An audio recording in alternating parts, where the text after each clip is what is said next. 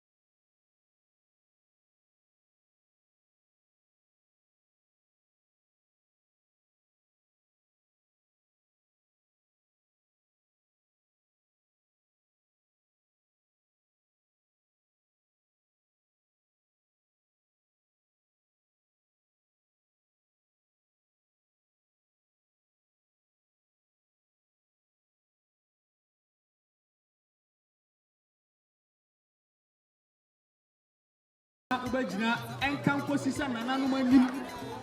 A fire be kind of say. Why are you, Pa?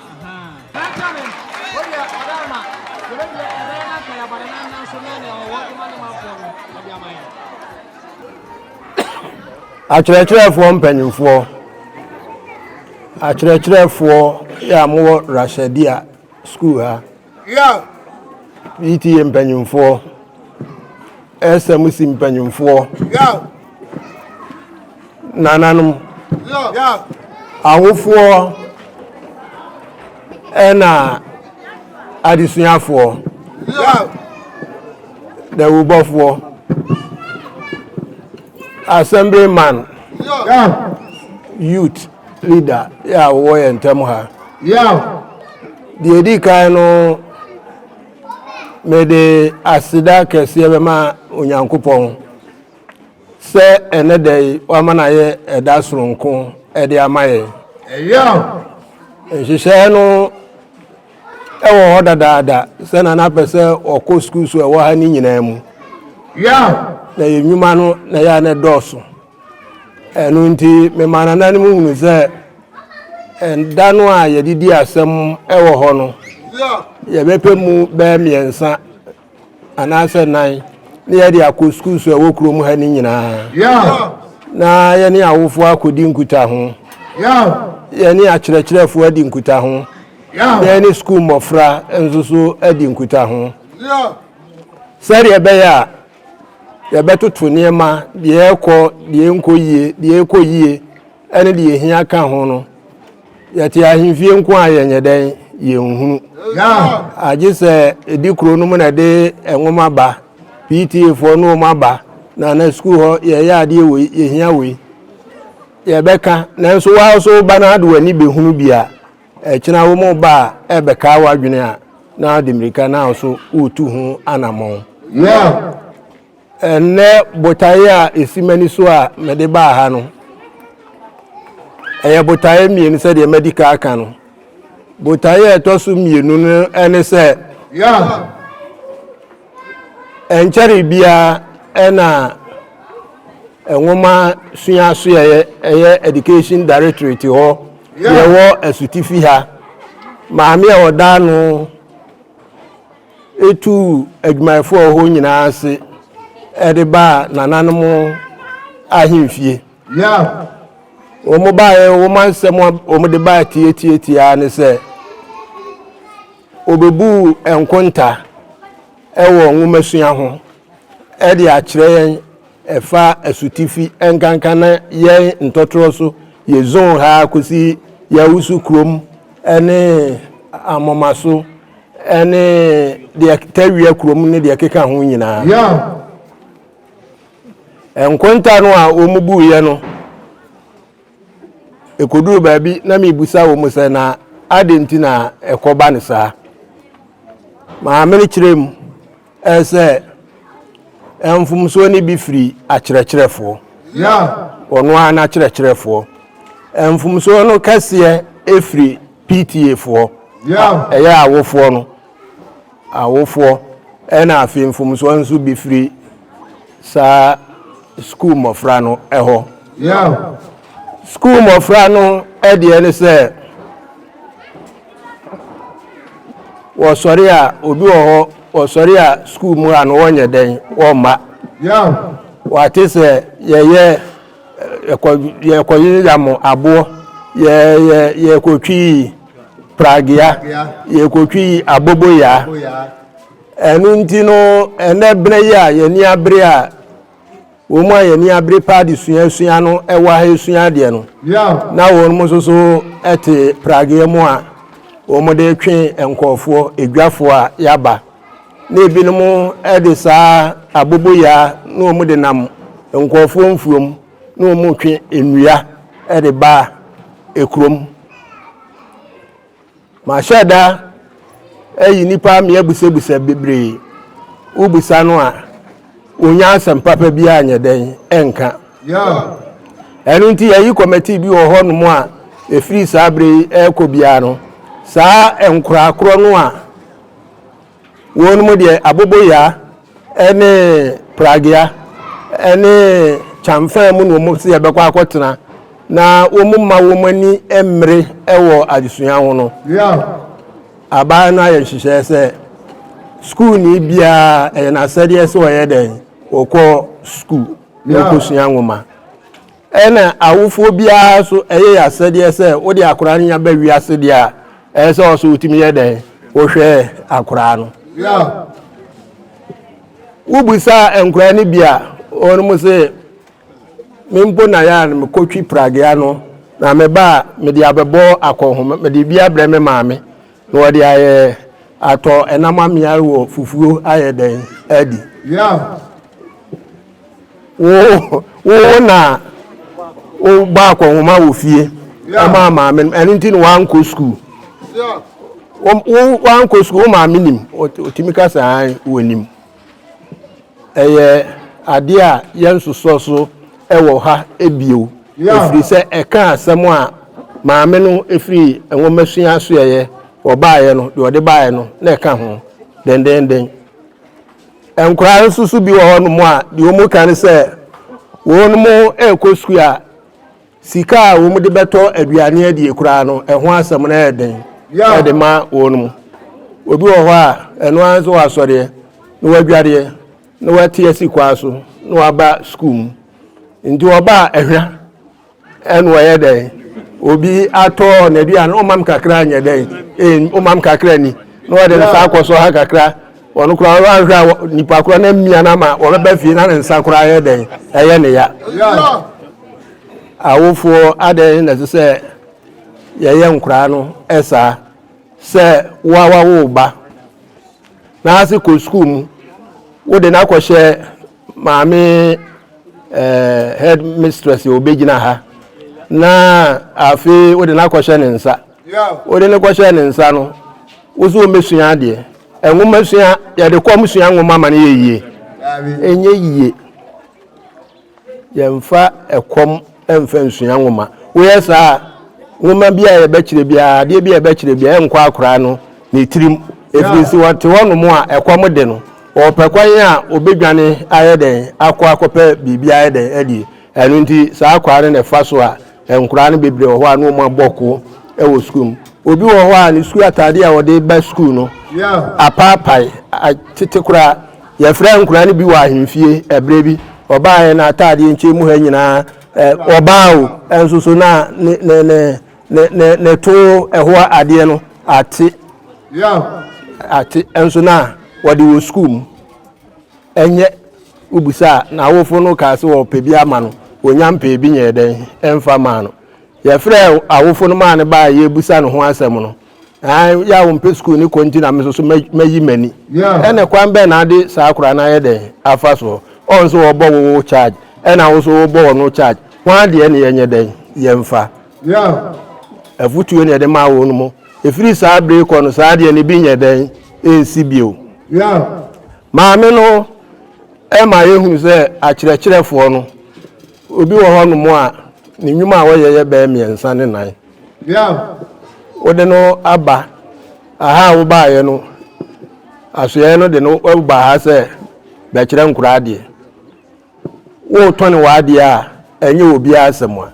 na emom hwɛ se abra ye wo school yi mu na yempone da wo se tam se ne de pon yempon ye no emfa egwadie asɛm ma school no mu ho kyerɛ wa de wie wo pon na okodi udwa obi anya den ensi ho kwan first no na ye wo kyerɛkyerɛ ni bia wono hwe school so enso so wobɛkɔ enebena no wobɛkɔ station ho no no one taxi for pre load ewo ho man warning se me hunu me chene sa bio eda no obefiri kurom ha ye den akọ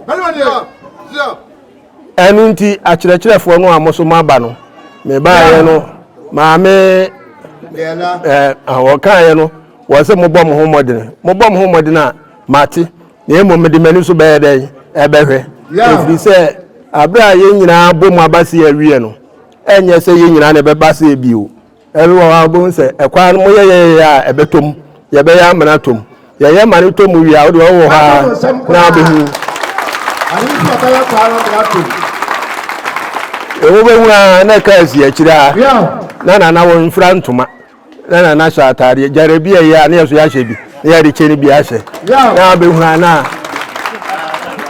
ya be gira woni ya hwe de ye den eko master na mami teacher for dodo aye den e baaye e woni be huna teacher for a wo mu ye adwuma yi ene wo mu a ye nye adwuma yi wa wo nye wo adwuma yi no me education ho e ho nso me ekona ye me tie ana kwa metena na me fa ade frɛ madam no sɛ saa kyerɛkyerɛ ni wei na adwuma nso mani fa ne firi ha kwa ade nchen wa ha wo bɛyɛ dɛn wo bɛkɔ yɛ mpɛsɛ saa ade ni bi bɛyɛ dɛn ebesie ɛno nti yɛde wa ba sɛ bɛkyerɛ ade no a kun ho na kyerɛ ade ma akora bi a wa CS no yɛ kɔ schools ni nyina mu yɛ experience ade bi ho teacher ni bi ho a mo introduce mo ho no uboni di ankora no de da wo mbe ye na am say teacher no fancy wo school mo pa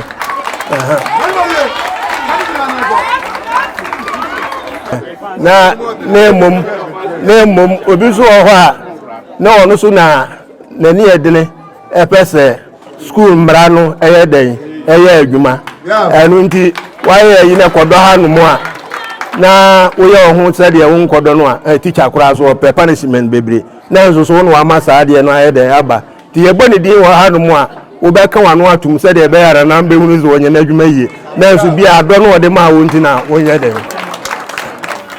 enu nti ye de ani beto fom ne ehunu wo mo aye adwuma yi ene wo mo aye nya adwuma yi afasha aye no kakra wo mo ane afra mu nyina na ye de mo aba na mo abeso mo adwena hwe na ekɔkyira ne ma no mo abaye mo bɔ mo homɔden ewo bibia mu na mo ye no na ne ma kakra wo ho aye de ye de ema mo ebeduru ba bi ne de akyerɛkyerɛfo no ye bɛbɔ akyerɛkyerɛfo no abaso eyie amoma hu sɛ obi a wɔko ne ho ayɛ adwuma no na ɛsɛ o man so ehwɛ ne ye de ye bɔ na baso sɛ de be afoforo so ebetimi asua na omuso aboa ama nwomesua no atimi atumpon madam no ebaaye no ade baako a odi baaye ne se nananum eka se ye won hihye bi wo ho ya friend quiz program ya program no ni montofo ene nananum ene kwaka bo mu ene yesi yeye ewo sika eba omanimu a ye de ema scholarship ema wo mu adwene mu da ho a ebi a wo mu ni awofo ananse obi a obo no homodin bia no wo kwa yetimi ma no scholarship ema no ko school no abi university ya wo ma we na ebo wo mu ka ema wo mu ye den eko sa sika no eda ne ba bi ena nananum a ene ni monsa hwehwe se enam se BC no enkura no ye pese wo mu kwa wo mutimi kotwa na ehu bia ma wo mu nti no ye pese yenya sika bi na ye de yesa program no na nkura no wo makwa akura no a wo mbesa akọ wo mu pon akura no a wo mu nsa fata bi ntoso na ye ma akyerɛkyerɛfo ni bi ya toto moto eri ebi ama akyerɛkyerɛfo ni bi ya wo mu ye special ade wo sa program no eso ya to bicycles edi ama akyerɛkyerɛfo ni bi a sa program no mo ye den eda so ni ye hwɛ madam no masemo mu de baaf kane no se nsohwe wo mu ya wo mu ntimi entwa ne yie nti obi wo wa akwa ye ofa so ahye di ne din kura no no ntimi nti nsohwe no ne nkoye no ya ne nkura no bebre wo ho no mo a wo mu suro nsohwe no nti kwa mo be fa so wo mu be kwa akotworo nsohwe no a wo mu beboa no mo akyerɛkyerɛ se de be ya wo mu koduru ho a ehu bi anka wo mu no sa program no ya enu nti ya di sika no eba no afi de ensohwe no a ya pese kosoro no ne fom ba na ede eba ena nananu mo kwatena ase ne yesi yewuro yemfa sika nte se emfa nhye ade ewe mu na sika nso so amonye den mo mfa nya de mo pa abra mo nya de a ene ye ka ne ede a kire mo ese sika no yemfa bi enko saa program no ebio na emom obi obebọ no homoden no otimi twa wi a na de amano scholarship no ayede no de ko na madam no so e ba de ade sre ba se wo mu pese ye ya hwe eso hwe se ebetumi aboa ama nkurotuo no enum amanhenefo no yenyina aboa na ya san agi atum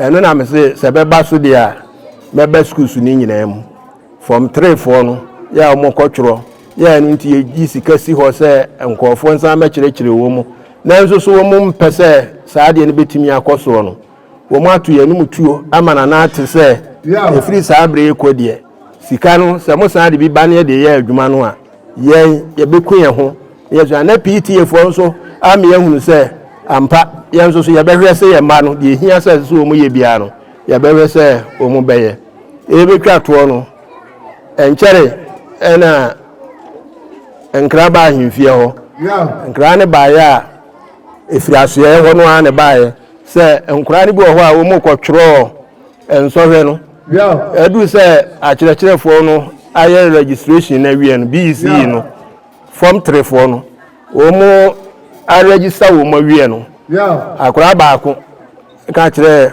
ne headmaster se ne headmistress say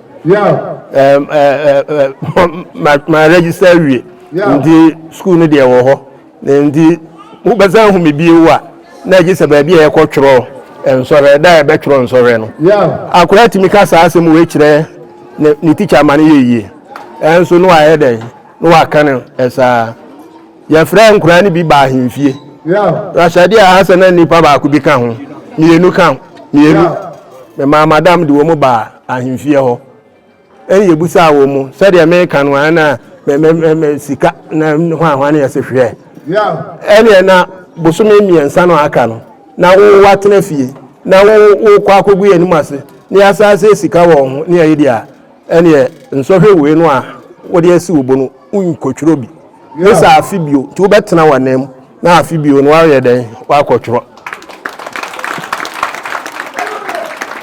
afi wo mu di esun ebubu nkotodwe ena me se memfa mo ho ni su apresifo no amwa mo sanfa wo mu kura nsanko ho na awofo no emra no mu mekire di enti a wo mu ye nkura no na nkura no ye saa no mu tifie no mu hu omnya awofo no baaye no wo mu gi wo mu ho je na wo ahimfie ho ansana kasa bi e ho ye ka kire wo mu ama wo makominim so wo mu e koye so mo apasi o se ampasi o kire mehye da bebusam ehun saa nkofo no so wo mu timi twroy e paase koye a nursing school no e wa ha no eno anti ena wa ha nursing school no obi a obetwro krom ha ya wo betimi apase kama bia no nursing school wo so mu afi bia wo mu fa nipa wo ha enam enhyehyɛ ye ne wo mu ahyehyɛ de ato wo no ya ban ye ne ya ne ye de ama ban enu nti bibia wo school mu ho no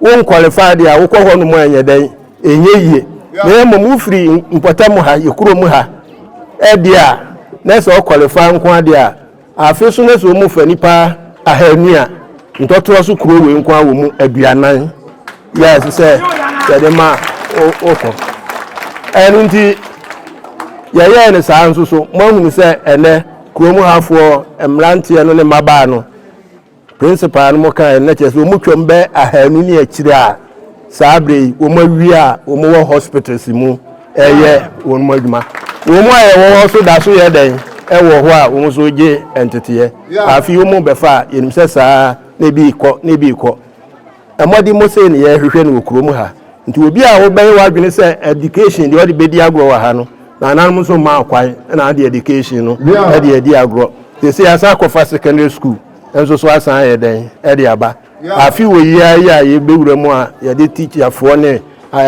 secondary school for placement ne beba no beba ama o mo so afrase e wa ha eno ena ye hwe se ye nyina ebetimi aboa na nwumasua no atumpon e wa ha na bibia awie peye me baaya me ne nananmo aba ene meni agiyie ene eda na nsan mo ye program ya me mampanyfo bi ba na ene de me ankasa ene edom ni nyina aba ha abi mo program sa mo de aba ni nyina awura no registrar wa tworo ni nyina yɛsi yɛwie aprɔbɔ ni nyinaa wie a yɛbɛkɔ akɔtena ase yɛkɔ rashadi a wɔn ka we adeɛ wei wɔn ka se hia wɔn paa wɔn yɛn fa yɛadwene baabi a sisi yɛfa a yɛbɛnya saa adeɛ no wɔn yɛn fa so ne yɛnyɛ mfa ma wɔn ɛnti yɛnim sɛ deɛ mɔde aba ne nyinaa ɛyɛ adeɛ a ehia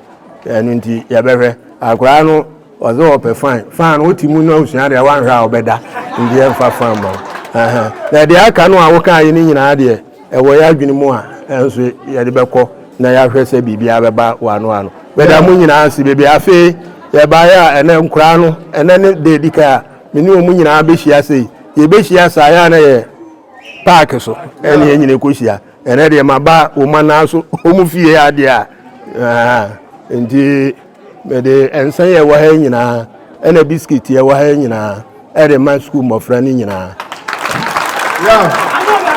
ɛna yɛde 5 million ɛnso so ma akyerɛkyerɛfoɔ no sɛ ɔmo so mfa nyɛ deɛ nso ɔmo bɛyɛ na ano bi na mo yɛ program wɔ ha mema na adɔntehene bae na menni hɔ wɔhyɛ bɔ 5 million ɛnso yɛde aka ho 10 million no ɛde ama bɛda mo ase bebrebe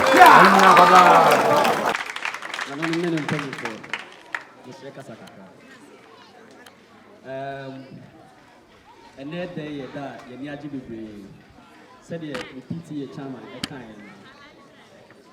If he said about church, and any pretty kind palm who said, "Oh, my henny be a 29."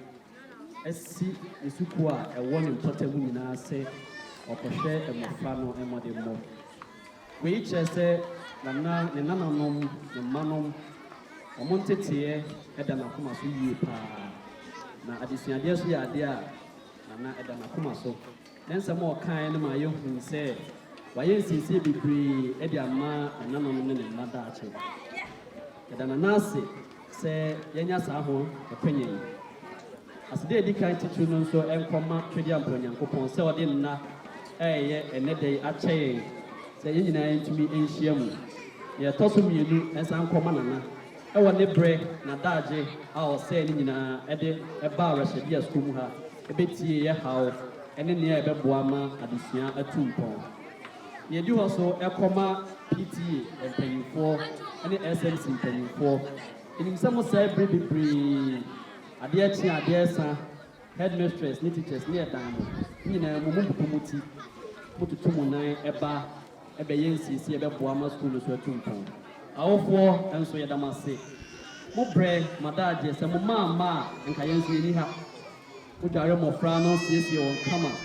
awon wa ba se omra mesua de e won mo daache enso titiro no nso ejina mo so sanse mo mo kwan ti e na ma on tunya ho kwan e ba ha sei e de obi bia so ase se ade chi ba na brei okoda ejina home na anopa ebosu ebo na mframa e fa na ye Rashadia a teacher for Amidina headmistress and them and a dear Seda emu e manana and an penny for any PT and penny for near of what Yashemu enemy.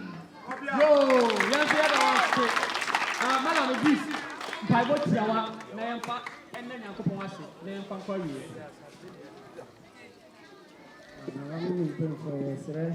Said Eddie Kaya, the Michelle and Couponsa. Yaya Jumadi no Amara said yes, if you yes, I quite retired in Nasia Ediman and Coupon. Now, yes, Serena Coupon said, Nana, and praying for your coupon 1 year or more. Now, young Musu first will be free, your coupon, and some for mine. Nana, young coupon, Maya, Anna, yes, Serena Coupon said, Maya man to me, about your coupon when you threw up. Uno pay for you now, but I would just see one issue.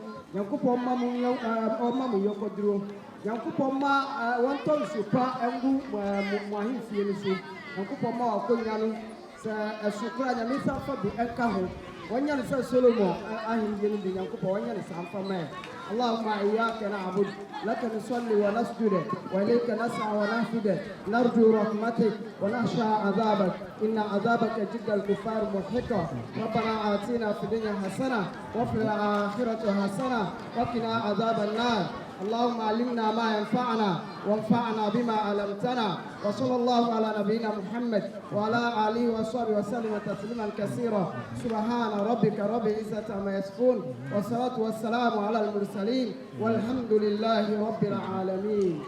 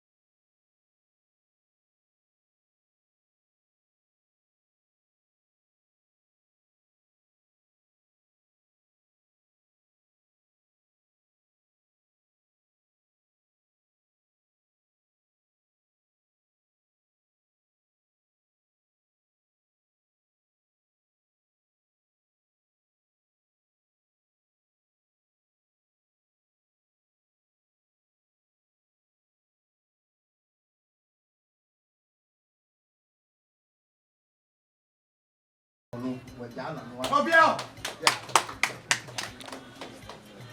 Nipa aidu nso a ye beda na di. E di a kire mpanyimfo a bae. E bi nyina no ye. Papa bia. O share na brabo asi le suku bibia won toto suku bia. O di free ha.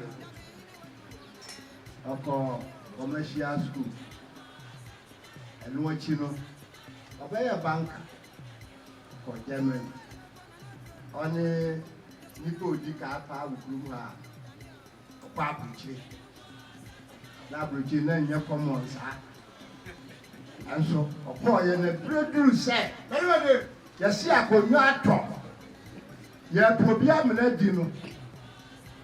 While my whole eye went there, said the papa, Shamoma. Abujaya the dano was a member back. The mother family and Alandu. Then my darling anybody. The father and Alandu. What if you put your dear who could more for him said, and then they are no cassette. And you will be our said. Yo! As I my catch. Oba Ntotrosomanhene asase nso a ono so ni PSC a oye manhene e wokroma ni obi a se bana de sia e so daye nso ja daye bia o daye pa no mu aso daye a na ntwe pam bia o so daye a edim pujo e pa eye barima Kyireku Ampem. The blood is being pure. I'm sorry. I said, your baby, I am put you. We are in Punimquadia. What the Manoa or Becky?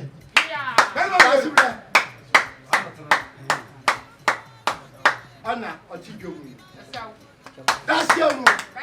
Let's go, Nanny. Basically, as we introduce ourselves, the day deadline introduction, finally also introduce very man, very money, a warrior, a brave person, warrior. Yeah, that is this character. So that's the Yebra, Chami, the beer every downer, or Nick Asa, we are Casabi, DDA Council, Commander, Council, Best Nabratan, and pay for Abana. Pick up the catching you run, let's say, some run, we kind of sweat, original minister. That's him, Excellency. Therefore, Chairman, yeah, with the Ama, their party. Say, we are Ntotrosomanhene na said there, Nananum Dadano. Nananum na a poet and a OJ Regency of my OJ Regency of my I'm said, when I'm trusting you, I begin Regency. By the name of Penny Pork, I said, I was said, your ma for bone, yes. Yeah, I don't ever boy, I'm a party and can. And one more dear walk, and they seem to I walk as a bobby or bar, and to me about the way. The Joanna walk away with me. Everybody, one, a call Ghana High Commissioner, war, a coyer, a toll, and I race. Yeah, what you have vessel, any team cobo. Your man who be a walk over for her. Your man who, Nananum, what about chiefs who do I walk? Any day, Nananum bit my year, Canina Chileno. A cabin for Monsieur, we are yet, and he never be brave, and need the uncle. A son of choir, your puppy drew yellow, and in our community, and I excellency, a man, a department, a pile. Say, some I can, or maybe I'm faso, no one very now.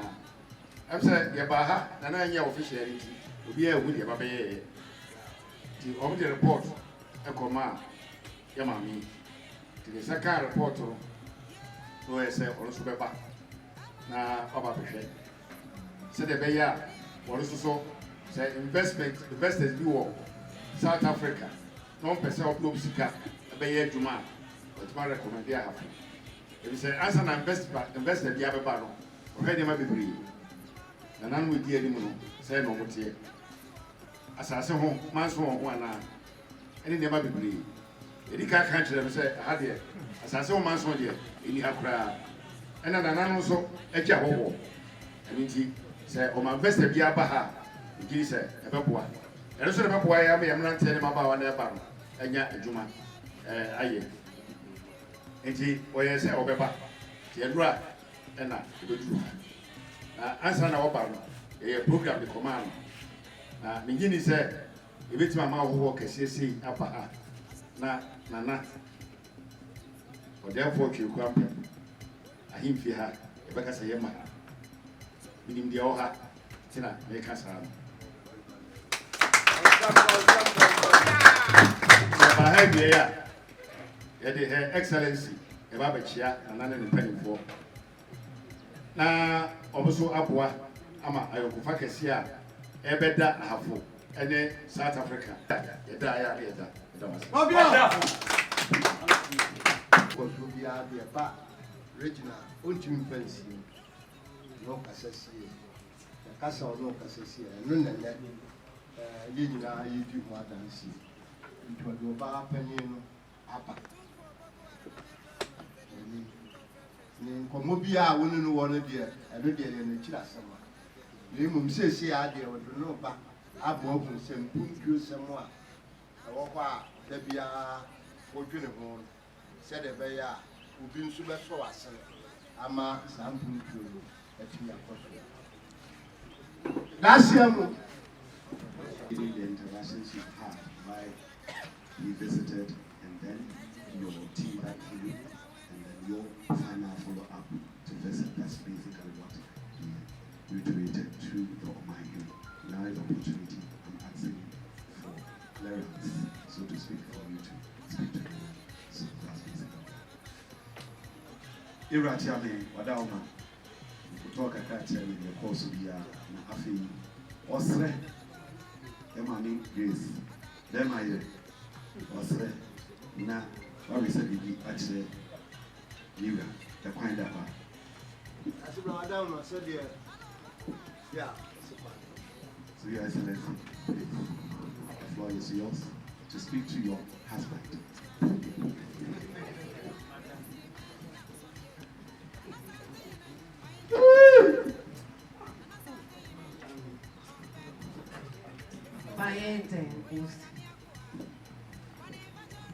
In South African, my language, it simply means greetings to you, my king. To your wise council, queen mothers, Nananon, I thank you for accepting me, for the warm reception. I represent the Republic of South Africa, South Africa's High Commissioner to Ghana, and I come on the invitation of the Honorable Regional Minister who has invited me to this region, and as part of strengthening South Africa's bilateral relations with the Republic of Ghana, I came also to come and look for myself and see, appreciate the vastness of the area, the beautiful landscape, the opportunities that there are that can be collaborated with our two nations, but also to say to you that as South Africans, as Africans, we understand the role of traditional authorities in society.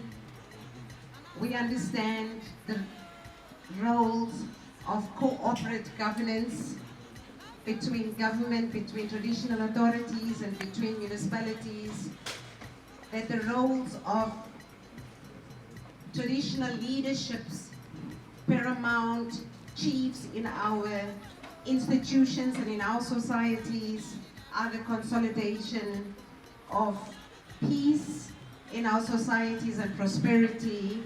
And I just come to pay my respects to you. May God grant you more wisdom. May God grant you more long life and good health. And may prosperity come to this area. I thank you.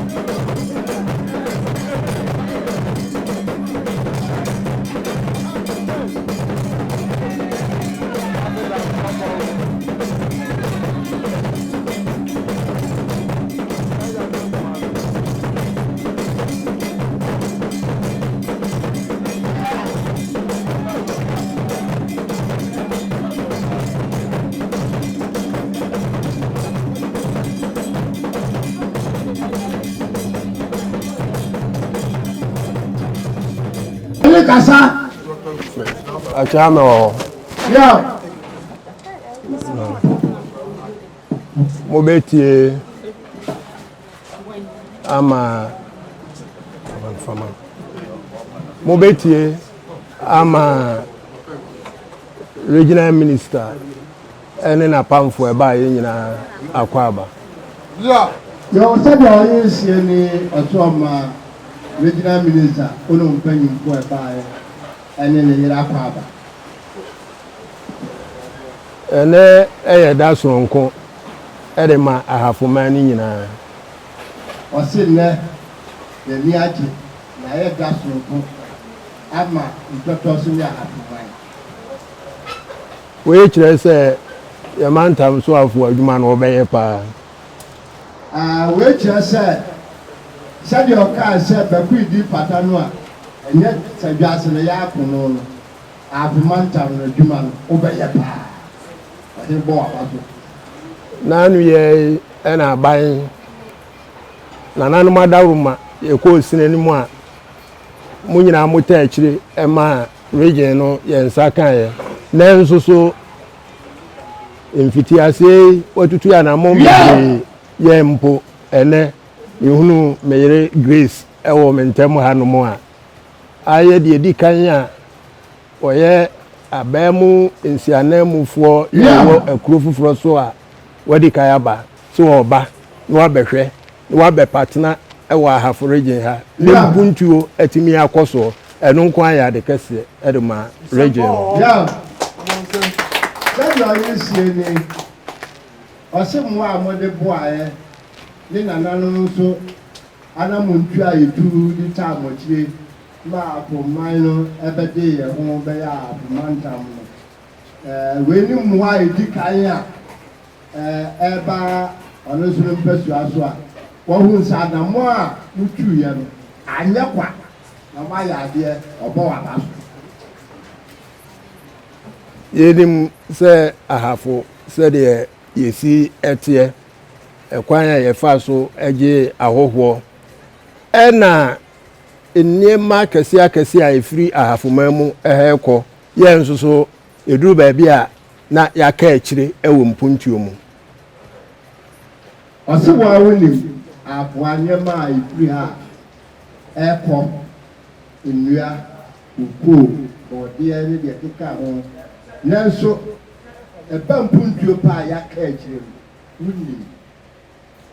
ɛnu nti sɛ wotutu anamɔn ɛkɔ sɛ wɔkɔpɛ investors de aba afoma mu ha ne hia ne fata na ɛsɛ sɛ yɛbɔ aba so. ɔsi ɛsɛ pata sɛ yɛbɔ aba so sɛ wa wuni ɛkɔ so ne ahaboka yaka akyire na wotu anamɔn sɛ wopɛn so wobɛma apagya ɛsɛ yɛbɔ aba so wosa aba so bɔdeɛ mɔpere no maame ba a waba no ɛyɛ adeɛ a ɛde mfasoɔ bebree ɛbɛbrɛ yɛn ahafo ɛnkanka ne ahemfo a yɛwɔ mu ɛfa mpuntuo ɛho. ɔhene se dwumadie a yɛdie yi mfasoɔ a ɛwɔ soɔ no nyɛ ɔmanfoɔ no nko na mpo ɔmo hemfo no ɛyɛ amanhemfoɔ no ɛne adikurofoɔ ne wɔn a ɛkeka ho nyinaa ɛsa baa ma wɔn nyinaa sɛ woyɛ dikuro na wopɛ so yɛabɛyi ɛkwa wɔ mpɛsu asokorɔhyɛn a na amanfoɔ nya nsuo anom a wokora wonam a wopɛgya abɔdikɔ wie mu wia wonyɛ sogyani nti na akɔsa nsoro wɔne sɛ ɛsɛ pata mebɛdi hene sɛdeɛ ɔmo ka no mankukuru ɔman mu kura amfa ama mede nipa baako pɛ ɛna mede no buroni efiri Germany ɛde ne baa ha ɛbɛbɔɔ no nkɔsoɔ hene sɛdeɛ ɛbɛyɛ a kuro no bɛpɛgya ɛwɔ ɔbaayɛ no nipa baako pɛ no nneɛma a wayɛ ama kuro wei no ɛnyɛ nneɛma ketewa. adi sɛdeɛ ɔyɛ asia no sɛ ɔno obɛdi akonnwa no sɛ ɔhene no na nadi so adi hu sɛ kuro bɛpɛgya afiri baabi ɛwɔ akɔ bia foforɔ etu ɔde obi firi Germany nipa baako pɛ nanso nipa baako ne nsa no adwuma a ɔbɛyɛ de bu akuro yi no yɛn nyinaa wɔ ha nyinaa di ho adanse sɛ asombo papapapapapa. ɛnu nti sɛ wotumi kokokuro ɔman mu ɛde ba sɛ wobɛsrɛ mmoa de afiri wɔn sɛ wɔn so mmra na wɔn gye tum na wɔn di ka bɛhwehwɛ mu na wɔn bɛhunu sɛ asɛm a wɔbɛka kyerɛ wɔn no ɛyɛ nokorɛ ɛnu nti ɔno ase mɛba na mɛ so mabɛhwɛ na mɛ de ho adanseɛ ɛde akɔdeɛ a na kyerɛ sɛ wɔfata sɛ yɛbɔ waba so saa. ɛnti wo deɛ nyɛ nipa baako yɛka South Africa maa na msi deɛ lɛkyɛ sɛ South Africa mmaa mu nyinaa no ɛde wapagya wɔn de wɔn aba wɔn mu a nti ɔman mu no nyinaa de ade wɔn aba nti wosɛ pata abasobɔdeɛ. ɛno nti ɛyɛ adeɛ a ɛbɛtumi aboa ama mpuntuo akɔ so wɔ ahafoman mu ha nyinaa. sɛdeɛ ɛbɛyɛ na ɔhene seɛ no sɛ mpuntuo a ɔno ɔpɛnyɛ ne deɛ nkɔ na mmom ahafoman mu nyinaa no mpuntuo bɛba na wo dini bɛbata ho na nananom nso dini abata ho no wosɛ pata ɔda wase. nananom deɛ yɛayɛ ahoboa ɛsɛ baabi bi a wobɛwura a yɛsɛ fa nananom bra na nananom nso mɛdi ho adanseɛ no yɛbɛba na yɛde yɛpɛ ntiatia no nso abɛtoa wo deɛ no so na yɛtumi apere mpuntuo ɛde aba ama yɛdin no yɛ a yɛde gye region no ɛne wo yɛ a wo so abɛyɛ minister a woda no no abaa no ahunu sɛ wɔamfa amakwa. nti sɛdeɛ ɔhene asia no ɔse the pen is mightier than the sword ɛne nti ɛba na hia sɛ ɔhene no amanhene adikurufoɔ biara ɛde ne nsa si krataa so a wɔn ɛnyɛ waborɔ da yɛbɛta a wɔkyiri ayɛ sɛdeɛ ɛbɛyɛ a mpuntu a wɔhwehwɛ no ɛbɛba ama ha na ha ɛdi yie. wadi kaka sɛ wɔde no akɔ me nuanom amanhenefoɔ no ebi hɔ kukuom ɛne gɔɔso menim sɛ wɔn nso aka bi sɛdeɛ meka yi a ɛde akyerɛ na obi esu a ɛso so ano wɔ su n'ani wa kakra. nti sɛdeɛ ɔhene esie ni ɔso ama na nyama nti yɛ sɛ ne nuanom bi ne maame adi kan ahyia nanso woyɛ romani a wonkyɛ po eti sɛdeɛ wɔno no yere pɛɛ ɛna aba na naaso de na kyɛ sɛ ɛsɛ ɔma yi nkiko mu wɔ hɔ ɛno nti afei na yɛ maame wabɛwura ahafo ha wokɔ sisa nsɛm bebree de gu no so ɔhwɛ a wadwane koraa ɔnsa ma bio nyɛ saa so na nananom ɔhwehwɛ yɛhwehwɛ sɛ ahafo ha nyinaa bɛtumi atu mpɔn nanso so waba ha yi wanka asɛm ketewa bi ankyerɛ no na mekɔɔyɛ nana ntɔtrɔ so hɔ no wanka asɛm biara mfa nkyerɛ me na ale kuro no biribiara na wɔ mu akoma so anaa nti asɛm ketewa baako pɛ ɛyɛ medɛ sɛ ɛnɛ ha mo baayɛ no mo san de college of nursing nso aka ho sɛ wɔkɔ hɔ na wakɔhwɛ dwumadie wɔ hɔ nti ɔhene se sɛdeɛ mo baayɛ no ɛni so ɔsesa nneɛma bebree gu mu so nanso ɛhia sɛ ɔka biribi akyia mo baako pɛ ɛna ɔpɛ sɛ ɔde to mu bi nanso ɛyɛ de dɛ sɛ mo baayɛ no ato baako ma so sɛ wobɛkɔ akɔhwɛ college of nursing hɔ college of nursing wɔ adeɛ a ɛbɛhia de afiri maame wɔ ɛnam so wɔyɛ ɔbaa nti ɛmmaa dɔmɛtri ɛnɛ school no na yɛ registered nurses ɛfoɔ nko a seesei yɛde registered nurses and midwifery asan abɛka ho yɛ afi ɔmo admit midwifery so ɛwɔ hɔ ti ama school no dwumadie no ɛkɔɔ n'anim moma ne hu nana ane suade hunu sɛ school no ɛbɛdane campus ayɛ university ɛno nti ɛma dormitory ɛna me waba ha yɛkɔ school mu hɔ yi mepɛ sɛ mede to minister anim sɛ ɛba sɛ ne nsa soso no wɔkyekyɛ biribi a mo aboa yɛn ama saa dwumadie no atumi akɔ so yie ɛde ama mo sɛdeɛ wɔyɛ sie ni sɛ ɛnɛ college of nursing hɔ a yɛdi yɛde nkyerɛ sɛ yɛkɔ hɔ no adeɛ baako pɛ na ɔhwɛ firi yɛyere hɔ so ɔkɔ na baabi a ɔbɛsrɛ mu afiri biara no ɔsrɛ no sɛ ɛyɛ girls dormitory ɛwɔ college of nursing hɔ ɛno ne adeɛ a ɛhia no sɛ first na nka yɛ registered nurses nko a sɛsi yɛde midwifery asan abɛka ho nti ama ɛdɔm aba school population na yɛ kɛse yɛhia sɛ onya baabi a ɛmaa no ɛbɛda nti ɛno ne na di ntutu ade hu sɛ onya ne yi a ɔpɛ ɛno nti megyina ɔman no nyinaa nam dwumadie ɔbaayɛ nneɛma a wɔde aba ha no ɛsom bo yie papaapa saa authority a wɔde ama me no akyerɛ sɛ ampa waba sɛ wɔne yɛ bɛyɛ dɛn ɛbɛtena paa ɛno nti na wɔde saa tumi menim sɛ ɛbɛso yɛ nuanom no nyinaa so nti sɛ bi kɔ baabi adeɛ a na ayɛ symbol ɛda hɔ sɛ ɛyɛ adeɛ a wɔne yɛn akasa si a dwumadie no ɛbɛba so ama yɛn nyinaa bɔ mu na partnership ɛbɛda yɛne wɔ mu ntam province korɔ no a wɔkɔ yie no wahwɛ mu ayi baabi a sika wɔ paa na wɔn nso so atumi aba na wɔn abɛboa meda n'ase bebree minister ne apamfo nyinaa so meda mo ase sɛ nhyehyɛ no a mo hyehyɛ no mo antwa ntɔtrɔ so anya na onim sɛ deɛ yɛsitie no nti wode maame panyini ato ya ha mema na akɔ aba ɛwɔ ahafo region adwene kɔ sɛ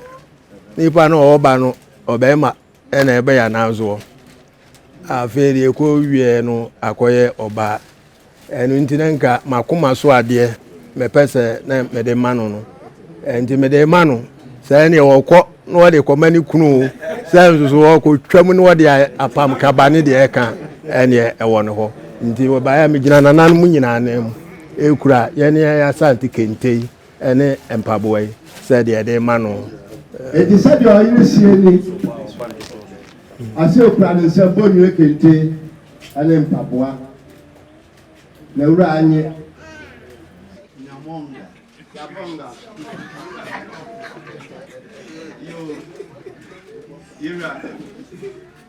Ira chame madam nese na makuche kaka kadi atselo.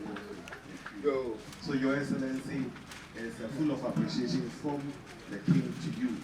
And it's a historic visit because this is the first time we're having a high commissioner, especially a female high commissioner being here. So he's going to the annals of the Ntotrosomanhene traditional area. And all that we are seeing means that his regional minister is working extremely hard and he has started very well.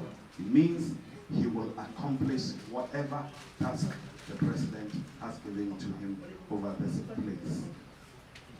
And therefore there's a high commendation for your good friend, the regional minister, for bringing you all the way from Accra to this place.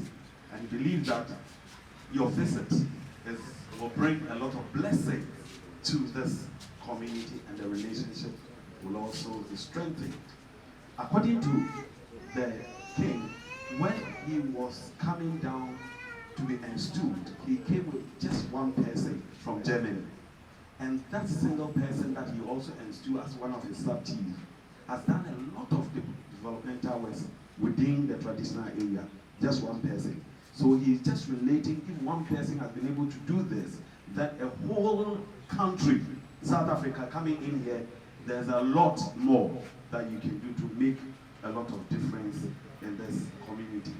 He believes that the partnership will continue and has a lot of hope and respect that we will move on as partners. And he said that a lot of royalties and then minerals and other resources move from our region. Timber, gold, cocoa, and the rest move outside the country. Meanwhile, the region is underdeveloped. So he's looking forward that now the story will be reversed. That will have a lot of developmental places within this place and then the entire region. The only thing, he wouldn't want to bother you much. The only thing upon his heart is he single-handedly started a nursing training college here as a chief. Not government, nobody. He single-handedly.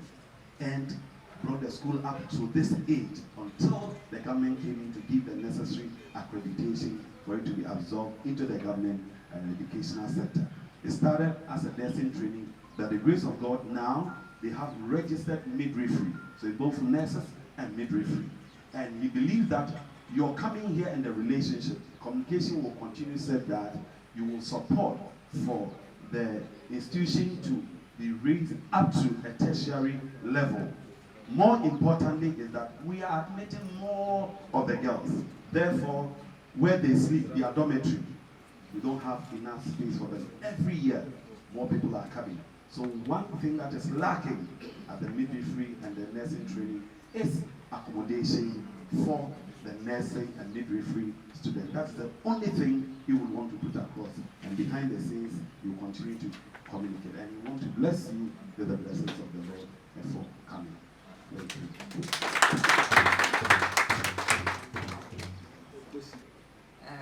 I thank you for the gifts that you have provided me with. I say to the regional minister that I am truly humbled and honored. And I will make due on the commitments.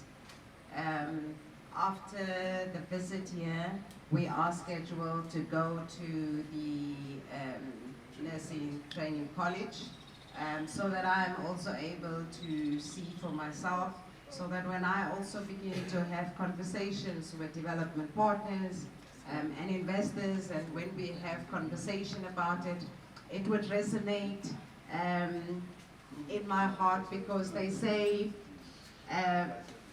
what your eyes see is the window of your soul. So what my eyes will see will remain in my soul, and it will be a commitment that my conscience will honor. So I thank you, Midase Sabo. Tira Chame, Tiawa, or Senania Sobibri, Achedia or Demani, the idea. A beck I need that Ntotroso, ya, or buy. Na, There be a winning say, here when me, Ebruno, a beer pine, a war, whom I'm no home, into a person, not in any question, near Yura, air clean, not what in the new one, any a darling or what, a bed kind of better for natural. Let me make TV, as I said, will be one name. The Chrome for Becca, so more was saying, Mark, Kunimono, I shall say, Ubenabi, Mabi Sumantino. Not all kind of a panslet, the kind of what they are, and could run more apple, school, Marcoshe, Adama.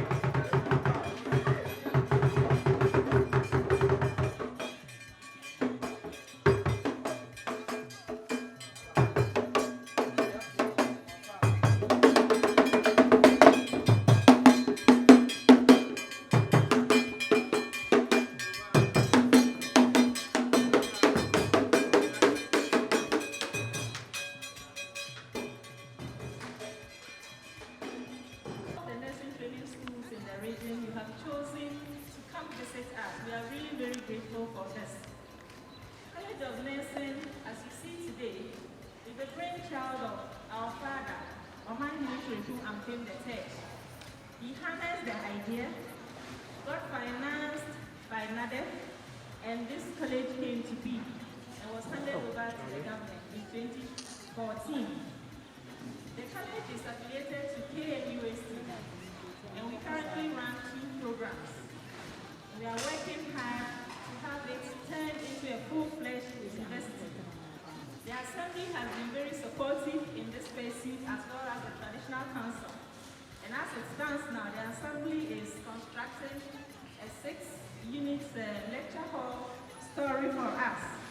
And the Traditional Council has also been very supportive to this regard. I would have loved that you come in here while the students were still around. But unfortunately, they are home and doing their clinical practice. And we have a few of our staff here. Some of them are not around. They are very far away. But we made it a point to come and welcome you because we cannot afford to miss this opportunity of meeting Honorable and then Her Excellency. So this college is thriving, but not without challenges. I want to be very brief on this. Like I mentioned, the Traditional Council has always been very supportive, and we cannot leave out the Assembly. But there's one thing that is really bothering us. 80% of our students are ladies, and we have them housed outside the campus. And this doesn't come easy at all, with all its associated dangers, robbers, and then all sorts of mishaps. So we are pleading to the Honorable Regional Minister and Madam Hansen, if you can help, to have our female hostel completed. It's already started. and would be very grateful if you come to our aid in this regard. Once again, I welcome everybody to College of Nursing, and I hope you enjoy your drive to college and then back. Thank you so much. Thank you very much. So the Honorable Minister will say something brief, but before that, we have the regional chairman, regional secretary of the New Patriotic Party, Nana. Thank you very much. Of course, your own DC Honorable, the hardworking Ampem, and then we have other team members also supporting us. So on this one, I want to invite the regional minister to say a few words.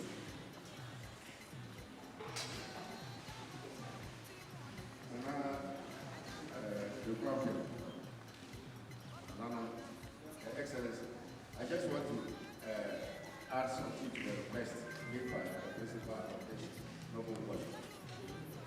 Excellency, the request is can be found or can be seen on two fronts. There are people who are donors who can come in and then help us with the donor as donation. And there are some who can also come in as PPP, that is public-private partnership. That is, they come in, put up the building, and then they agree with the school authorities for a fee per student. And whatever comes out of it will be shared and part will be kept by the school, and then the financier also take the rest.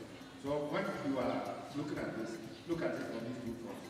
Those who can come in on humanitarian grounds to donate, and those who can also come in looking at the PPP concept or taking the PPP concept into mind. So that is what I want to add. Let's do that for our regional minister. So on this note, our ACA special visitor this afternoon is the South African High Commissioner to Ghana, Her Excellency Grace Jeanette Mason. Let's welcome. So, Madam, you're ready to listen to you.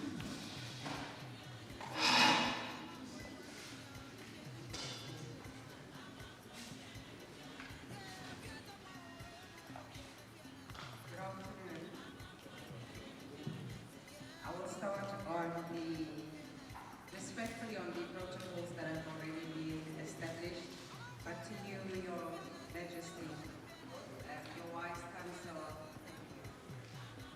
Nana Nom, the principal of this esteemed institute, and the work delegation, the ones that make it possible for the students to practice their craft. I say it again, Regional Minister, I'm honored to be here. And the deliberations I had at the Royal Palace, I would reiterate that I've come here and made a commitment that I've seen this institute facility, and I will indeed, as you've alluded to, take note of the investments in twofold as a humanitarian condonation as the part of donations, as well as a type of partnership. So I will go back to Accra and discuss with our corporates, look at all the opportunities that exist in terms of making this a reality. And for us, it's an initiative that you have made, especially for the students. We have got a lot, our continent has over 950 million young people. And as they graduate, these are the facilities that they should be going to. Your teaching, nursing, midwifery, these are, and this is a sector that we have learned post-COVID that has carried the brunt in terms of being at the cold face of the pandemic. saving lives, and our gratitude and my singular gratitude goes out to all health workers because you say you are in the business of saving lives. And may God just grant us the fortitude to make this a reality. And I will endeavor, as I've made a commitment to the Minister, look at the options, and as I've made a commitment as well, and as I've indicated and alluded to at the Royal Palace as well, I would endeavor to do that. Siyabonga kakhulu.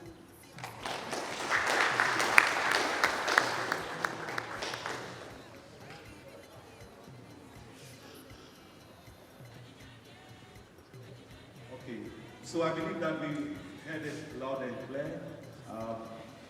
She has indicated commitment to all that he said, and going back and then get together and see where, like the regional minister indicated, a pure donation or partnership type so that we can take it from there.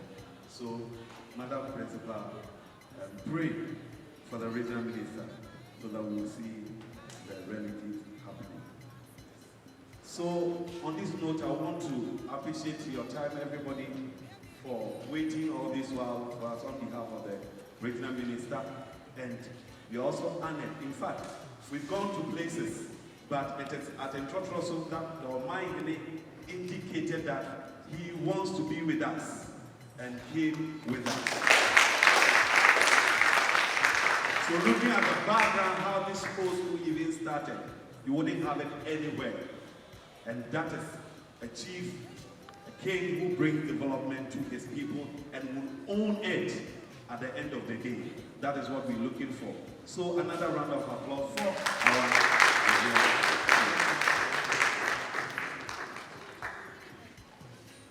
So on this note, Madam Principal, we will ask of you to leave and then we have other places to go. So believe that communication will continue, that we can review, follow up with the regional minister. But the relationship between South Africa and then the school has been established through our revered king here. It's been established. So no worries at all. Just pray for us. So maybe your staff and then the dignitaries, and then I will take a photograph for history purposes. So thank you very much. Thank you. Yo,